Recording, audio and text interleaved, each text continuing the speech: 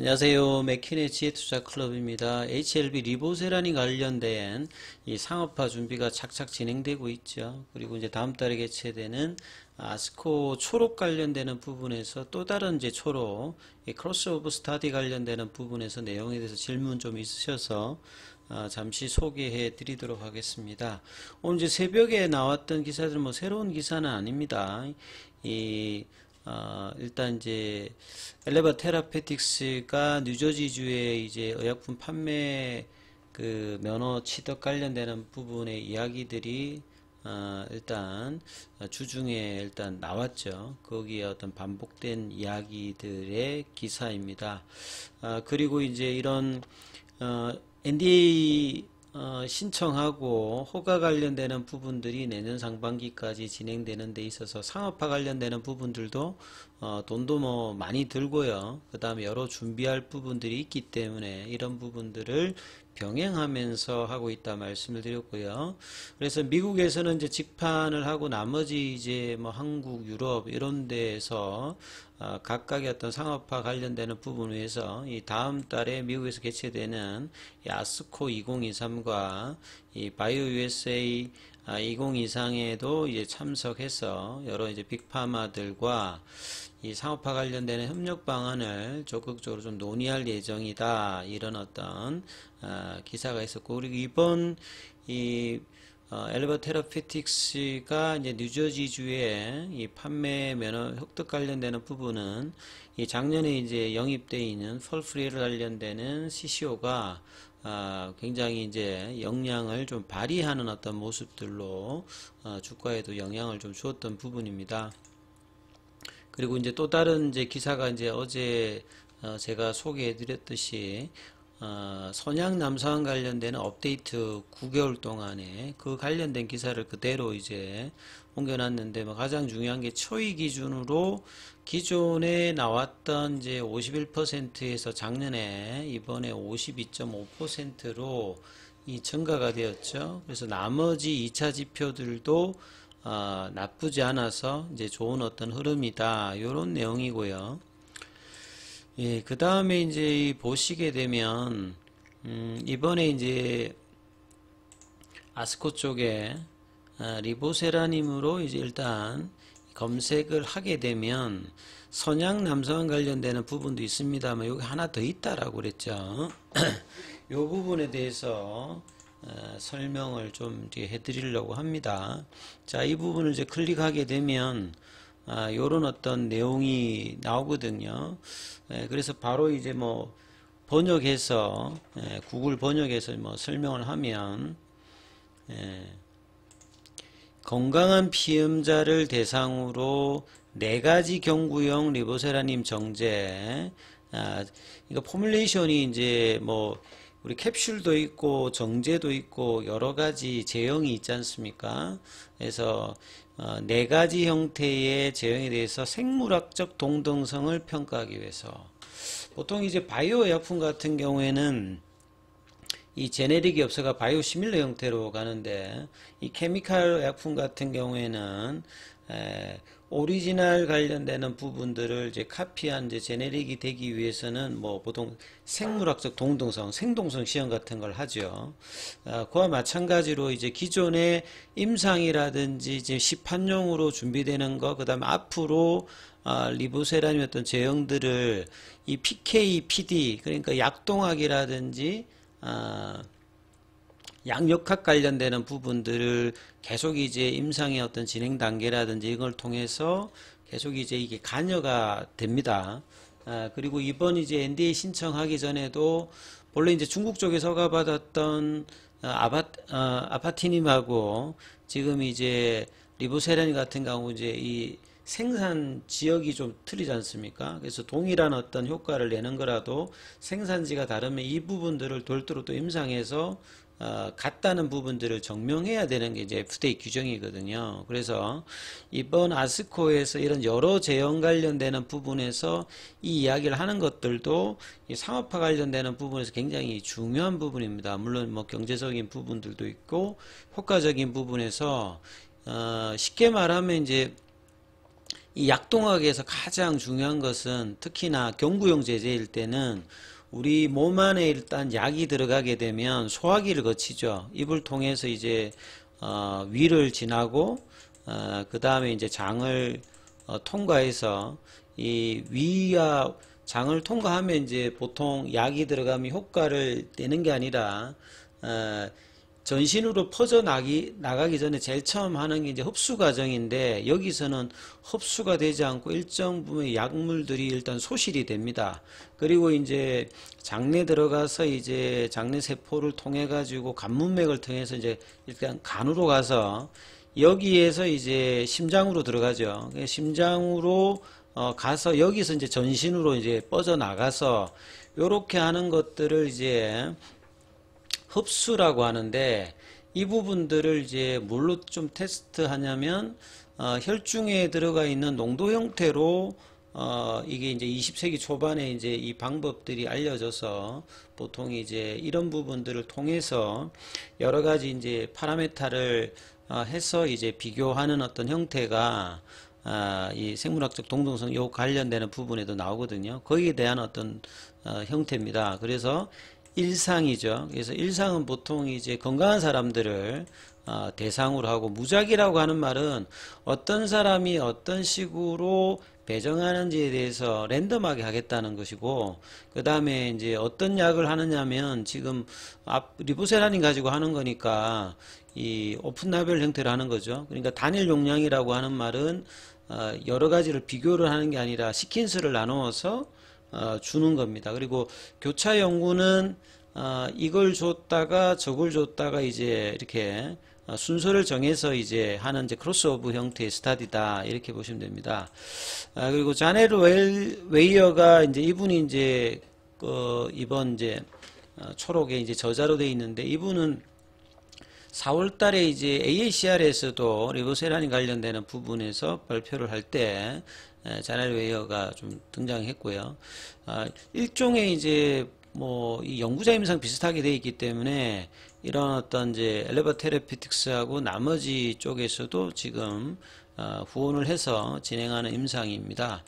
자, 그리고 이제 리보세라님은 베제프2를 타켓으로 해서 굉장히 선택성이 있는 노벨하는 이제 새로운 어떤 경구용 티로신 키나제 억제제라고 말씀드렸죠. 그래서 이 부분들은 그 단일 용법으로도 많이 쓰이고요.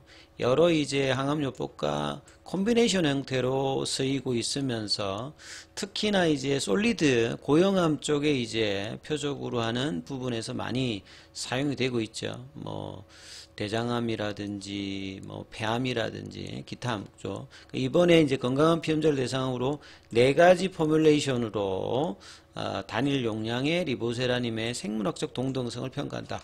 이 말은 뭐냐면 이렇게 되어야 뭐 새로 개발한다든지 시판하려고 하는 부분들이 기존의 3상에서 서였던 부분하고 동일해야지만 이제 그 약동학이 같아야지만 사용될 수 있기 때문에 이렇게 계속 이제 약동학 테스트를 한다라고 봐야 됩니다.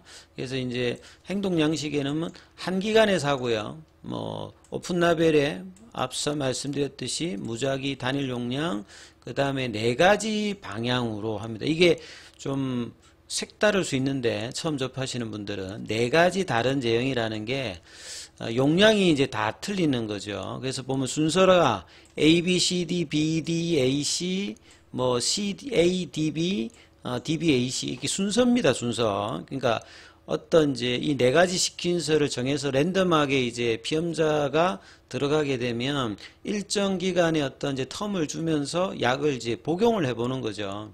그래서 A라고 하는 포뮬레이션의 제형은 리보세라닌 250mg입니다.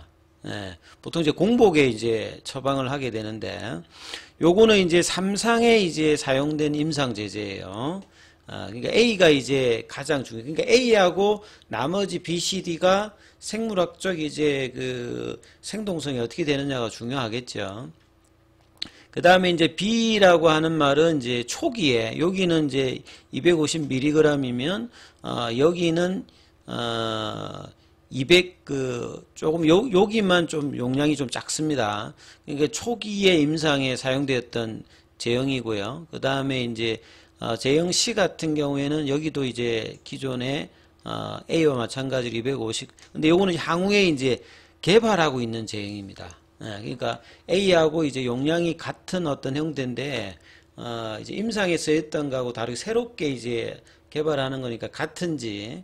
그 다음에 이제 제형 D는 지금 이제 시판할 제형이라고 보시면 되겠죠. 그래서 A와 C, D, 그 다음에 B를 이렇게 이제 시퀀스를 여러 어떤 형태로 해가지고 어떻게 나왔느냐 이걸 보면서 이제 생동성 테스트를 하는 거죠. 그래서 60명 중에서 66%가 남자고 88.3이 백인, 평균 연령은 43세. 그리고 이제 중앙값 혈장 리보세라는 Tmax 이렇게 돼 있는데요. 여기 이런 AUC라든지 Cmax 이런 것들은 전부 다 이제 이제 그 약동학 관련되는 부분에서 이제 파라메트로 쓰는 겁니다. 쉽게 말해서 이제 우리가 앞서 제가 말씀드렸듯이 경구용 약을 먹으면 혈중에 이 농도가 어떻게 일정 간격으로 이렇게 계속 이렇게 유지되는 게 아니라 흡수할 때 이렇게 쫙 올라갑니다. 그게 이제 Cmax라고 보시면 되겠고요. 그래서 우리 몸 안에 혈중에서 이제 체열을 하죠. 체열을 해가지고 이 어떤 이제 데이터들을 구하는데 처음에 이렇게 막 올라갔다가 이제 약을 이제 나중에 이제 그 일정 시간이 지나면 이제 배출을 하죠. 그러니까 요런 어떤 곡선들을 그리는데 자, 이런 어떤 이제 데이터들을 가지고 가장 이제 혈중 농도가 일정하게 유지하면서 이런 용량과 어느 정도의 어떤 복용 간격 이게 다 라벨링에 들어가잖아요. 예, 약을 이제 할 때 심사할 때 라벨링이 들어가기 때문에 약동학이라든지 약력학 관련되는 부분들은 굉장히 중요한 부분인데 보통 이제 1상 이상에서 이 부분들을 많이 이야기하고 이런 데이터들이 나오는데 좀 전문적인 내용이기 때문에 저도 약사 출신이 아니기 때문에 이게 설명하기 굉장히 어렵습니다만 그냥 개략적으로 이런 내용들이라고 그리고 이게 굉장히 중요하다. 나중에 이제 신청 이유나 이후에서도 용량이나 이런 것들은 이제 경제적인 부분이 중요하겠죠. 어느 정도 이제 농도를 이제 유지하면서 효과 있는 그 양과 그 다음에 이제 하루에 한 알 먹느냐, 세 알 먹느냐, 요런 것들이 이제 나중에는 매출하고도 연계되는 어떤 부분이죠. 그래서 이런 부분들이 이제 한국이나 미국이나 유럽이나 일본 쪽에서 이제 통계적 어떤 위성 안에 들어가느냐, 이걸 이제 이번 임상에서 이제 했다, 이렇게 보면 되겠죠. 그래서, 보시게 되면, 이 제형비는 이제 초기에 한국고, D는 이제 시판 제형이고, 기존에 3상에 했던 게 A고, 그 다음에 이제 C가 향후에 이제 개발될 제형이고, D가 이제 시판으로 승인되면 이제 나갈 이제 제형이라 이 말이죠. 그래서, 근데 이제 보시게 되면, 여기서 좀 생물학적 동등성 기준에서 약간 벗어나 있는 이런 부분들도 있다. 요런 어떤 내용들이 좀 나와 있습니다. 그래서, 이런 부분들도 실제 이제 의료진 입장에서는 굉장히 중요하게 어떤 보는 부분이고, 그리고 이제 여기 이제 NCT 넘버가 있죠. 이 부분들을 이제 들어가서 좀 찾아보면, 요렇게 되어 있습니다. clinicaltrial.gov 들어가 보시면 스폰서가 알레바 테라피틱스 되어 있고요. 여기도 보면 이제 건강한 상태의 환자에서 리보세라님을 이렇게 하는 거죠. 그래서 앞서 내용하고 비슷해요. 모든 어떤 이제 참가자들이 네 가지 트리트먼트 피리어드, 아까 지면 A, B, C, D 이렇게 약을 하나만 해서 하는 게 아니라 여러 가지 시퀀스에 따라서 무작위로 배분이 된다라고 했잖아요. 그래서 이 트리트먼트 피리어드당 이 하나의 어떤 이제 포뮬레이션으로 이제 받게 되고, 그래서 블러드 샘플은 이런 이제 약동학을 하기 위해서는 이제 체열을 합니다. 이 체열을 해가지고 이제 그 평가를 하는 거죠. 이렇게 evaluate the PK 약동학 관련되는 부분, 그리고 이 어떤 대사 과정, 메타볼라이트 뭐 이런 어떤 내용들이라고 보시면 됩니다. 그래서 이제 목표를 보시게 되면 뭐 트리트먼트 시퀀스가 보면 뭐 피리어드 1은 포뮬레이션 1을 주는데 피리어드 2에는 포뮬레이션 2를 주고, 그러니까 섞어서 이렇게 주는 거죠. 그러니까 그 주기는 5일마다 또 이렇게 주어서 여기에 이제 시퀀스 1이고 시퀀스 2, 3, 4 요렇게 해서 이제 임상을 했다는 거죠. 그래서 이제 여기서 줄 때는 이제 용량이 이제 200mg도 있고 250mg도 있지 않습니까? 요렇게 해서 이제 요런 어떤 가정에서 앞서 말씀드렸듯이 프라이머리 아웃컴 메저에서는 이제 이게 이제 약동학에서 이제 가장 중요한 AUC 뭐 관련되는 부분이라든지 이런 부분들, CMAX 관련되는 부분들, 요게 이제 통계적 데이터 안에 어느 범위에 있느냐, 그러면 이제 생체 이용률 관련되는 부분, 생체 이용률은 약물제 투여를 하게 되면 전시순환에 뭐 도달한 어떤 비율이라든지 이런 속도라든지 이런 것들을 따져서 문제가 없어야 이제 그 새롭게 뭐 조제된다든지 시판 관련되는 부분이라든지 이런 것들을 사용될 수 있겠죠. 그래서 그런 부분의 어떤 내용으로 이 아스커에서 요번 또 이제 발표가 된다. 요렇게 좀 이해를 하시면 되겠습니다. 여기까지 하겠습니다.